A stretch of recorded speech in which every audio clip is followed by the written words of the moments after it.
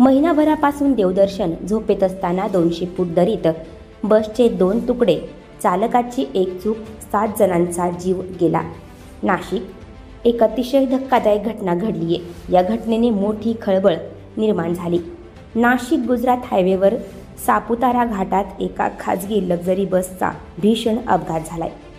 हा अपघात इतका जास्त भयंकर होता की जागीच 7 जणांचा मृत्यू झाला आहे.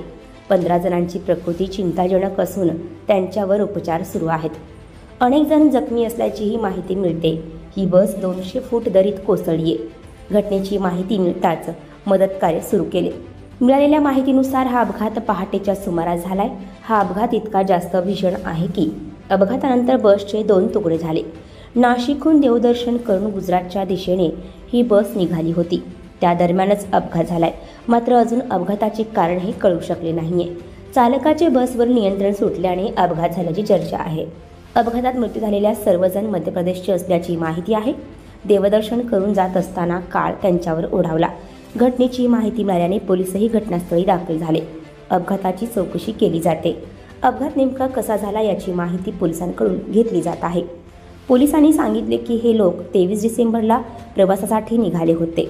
उत्तर प्रदेश आणि इतर ठिकाणचे देवदर्शन करून ते अगोदर शिर्डीला पोहोचले. त्यानंतर नाशिक, त्र्यंबकेश्वरचे दर्शन घेऊन ते नाशिकहून गुजरातच्या दिशेने निघाले होते. एकूण 4 बस होत्या. त्यापैकी एका बसचा अपघात झालाय. अपघातानंतर आम्ही लोकांच्या मदतीने जखमींना रुग्णालयात दाखल केले. दरीतून सर्वांना काढण्यात आले.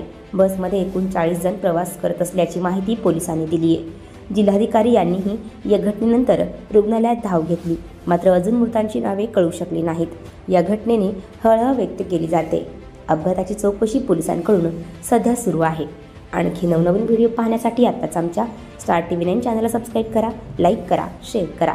Bureau report, star TV 9 Nashik.